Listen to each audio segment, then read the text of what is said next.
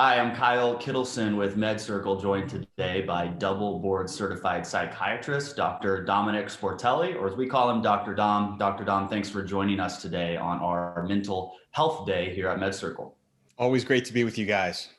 We talk a lot about personality disorders, and especially for a popular disorder like borderline personality disorder, it seems to be that the preferred method of treatment is dialectical behavior therapy. However, is there ever a time when a medication would be used to treat a personality disorder? Yes. Here's the important point. The important point, Kyle, is that there is no FDA approved medication for personality disorders in general, or borderline personality disorder in general. But this is how we look at it from a psychiatric, medical, neurologic perspective. We have many potential medications that can treat target symptoms of how people manifest the symptoms of a personality disorder, right? So let's just think for a second about borderline personality disorder, right? Because of this personality issue, this personality disorder, people experience impulsivity and aggression, sometimes dissociation, sometimes suicidality or self-injury, right? There's certainly mood instability or emotional dysregulation. And sometimes there's even psychotic episodes, believe it or not, with severe borderline personality disorder. So as a psychiatrist, what we would do is we would look at those specific symptoms as a target and try to reduce those as much as we can in order to facilitate the psychotherapeutic process. Because as you said, when you're talking about a personality disorder, specifically borderline personality disorder, gold standard therapy is really working through psychotherapeutic intervention. There is no doubt about that. And that is gold standard. But if we can take a medicine to reduce some of that emotional lability, some of the impulsivity, maybe reduce some of the associated depression that's going on, maybe the panic or anxiety, it's going to make the therapeutic interaction better, smoother, maybe easier, maybe more effective. So that's what we're looking at when it comes to medicating a borderline personality disorder patient. I believe, if my memory is serving me correctly, there's about 10 personality disorders. Mhm. Are there any that stand out as a disorder that would never use a medication? You know, I don't really believe in like always or never, especially with a personality disorder, because as I always say, everyone's incredibly unique. And one person with dependent personality might present slightly different than another with dependent personality, or borderline personality for that matter, or maybe a sociopathic type personality, antisocial, for example. So they may present differently with different underlying symptoms. And I want to add to that too, don't forget that just because someone is diagnosed with a personality disorder, it doesn't mean that there's not a comorbid anxiety or a comorbid severe depression that's going along with it that could potentially benefit from medications, right? So, you know, I can just say, listen, I doubt that someone with narcissistic personality would be open enough to take a medication, because that would admit that there's a problem and they really have to address it. So there are personality disorders that might be more resistant to, taking a medication, because remember, personality disorders are egosyntonic, and that egosyntonic phrase means that you don't truly believe that there's something wrong with you. It's the external world. It's how everyone else is, right? So a lot of these personality disorders, it's hard from a temperament personality perspective to be accepting of maybe weighing some options for medications to help me with my therapy. Mhm. Um, Again, from my understanding, it seems that personality disorders are not diagnosed until an individual is at least 18 years or older. I've had professionals tell me that even then they would prefer for the person to even be a little more into adulthood before getting that official diagnosis. That being said, if there is an 18-year-old who is diagnosed with borderline personality disorder, but also has a comorbidity of, let's say, depression, and they are being advised to go on that medication for depression, this is still a very young person. What would you say to that person and their family when considering whether or not to take that medication?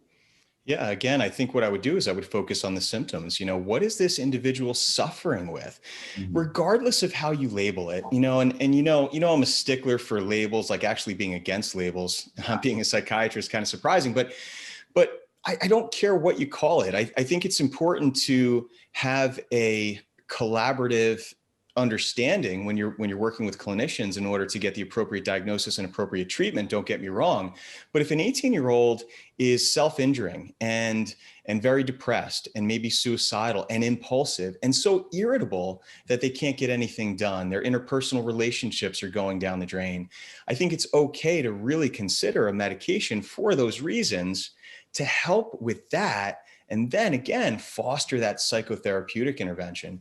I think the important thing here too is that, the reason we don't jump to diagnosing people under the age of 18 with a personality disorder is because a personality disorder by definition is sort of a disturbance in the mental representation of your identity and who you are and how other people perceive you and how you interact with other people in the world. So you have difficulty with things like intimacy and interpersonal connection, and you question motivation of others, and your perspectives are skewed. And as we grow, we change, and we sort of have all this neuronal pruning, and we sort of change and evolve as we get older.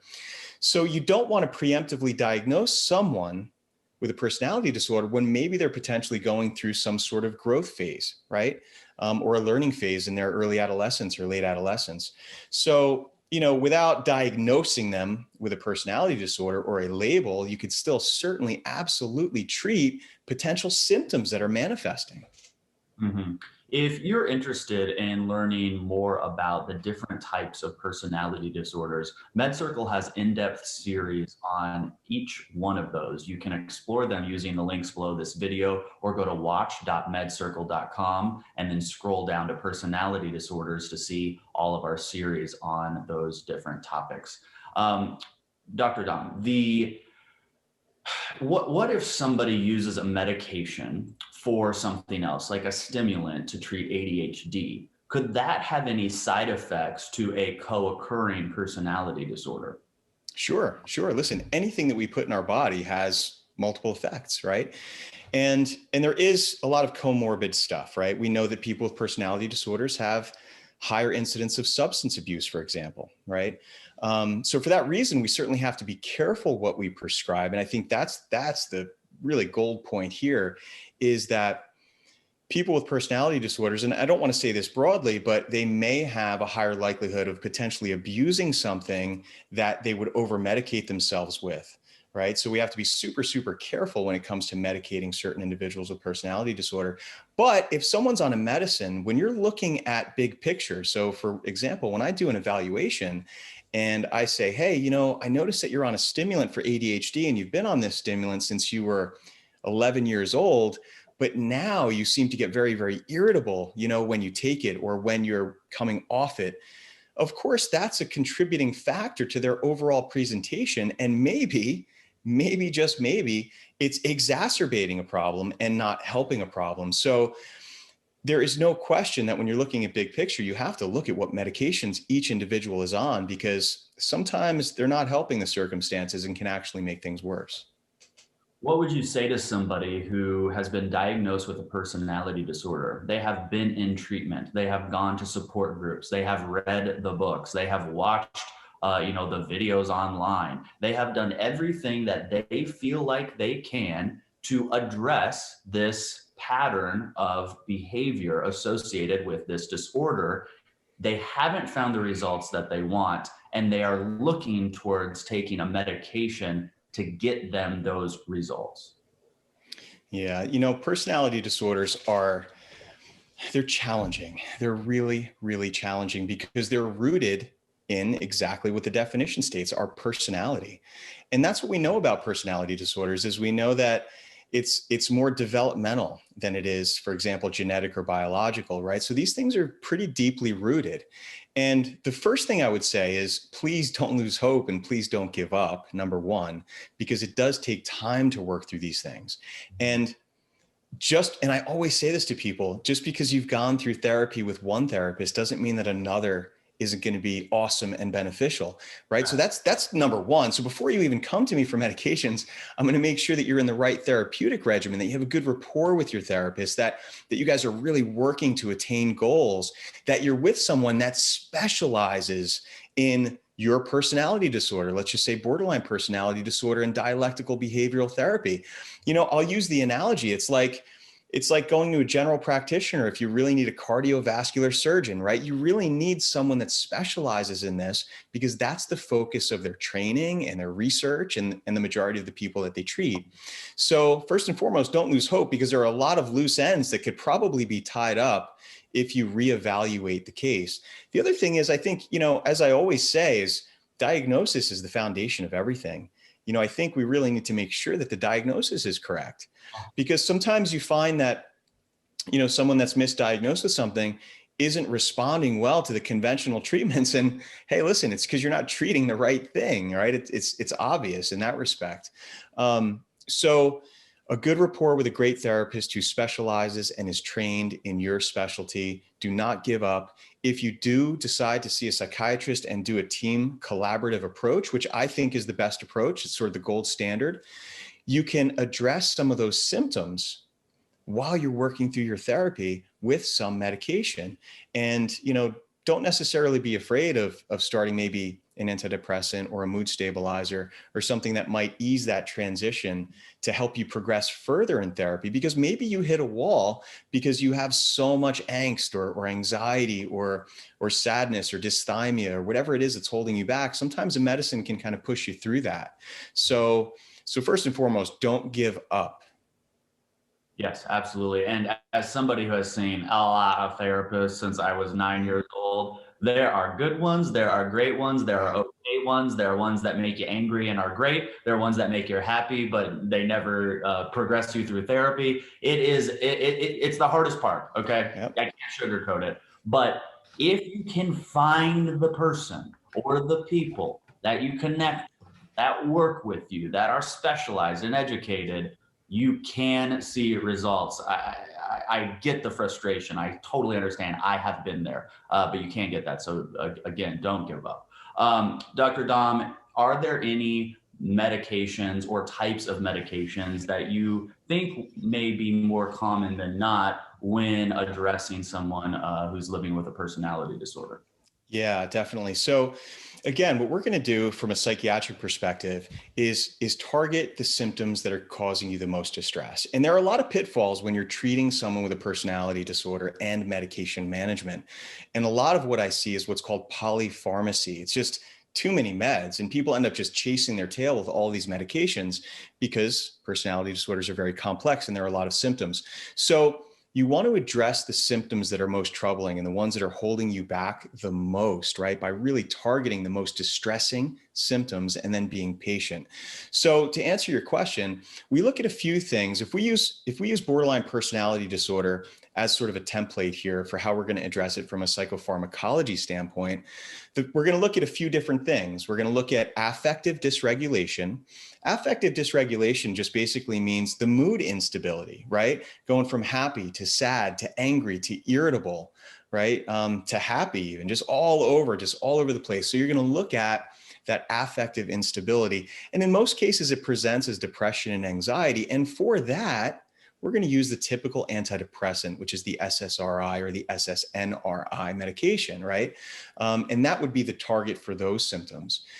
Again, when we're looking at personality disorders such as borderline personality disorder, we tend to worry a lot about not only the mood lability, but the self-injury, the suicidality, the impulsivity that can get people into trouble, right? Doing things that they normally wouldn't do.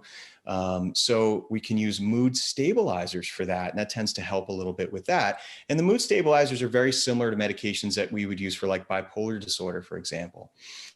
There's some really, really, really cool cutting edge research right now in, believe it or not, using opioid blockers for people with personality disorders, such as borderline personality disorder.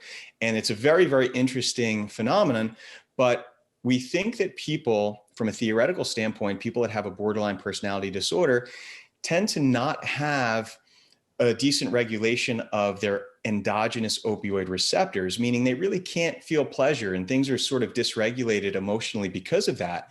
So when you take an opioid blocker, the fascinating research shows that you actually upregulate these opioid receptors and you're more apt to kind of feel good and experience reward and feel happy about yourself and sort of be a little bit more positive. So I would say that the SSRIs for the affective stuff, the depression, anxiety, the mood stabilizers for the ups and downs and the irritability and impulsivity, and maybe something like an opioid blocker potentially. Getting educated about your mental health is clearly important, but getting educated about the medicines you're putting in your body or in the body of somebody that you love is just as important. I have been on an antidepressant really starting at the age of 9. I'm on 20 milligrams of Paxil right now. And it wasn't until I joined MedCircle, I actually learned about what I was putting into my body. Luckily, Dr. Dom has a lot of great series on medcircle.com that address different types of medications for different types of mental health topics. You can check those out there tonight. Dr. Dom, we will see you tonight for our live panel. You're going to be joined by our other MedCircle doctors. And if you watching would like to join live and submit your questions to one of our doctors, you can using the links below. If you can't make it, no problem. Register anyways, and we will send you a recorded link to that discussion later tonight. Dr. Dom, thank you for being here, and I will see you in just a little bit. Looking forward to it. Okay, thanks.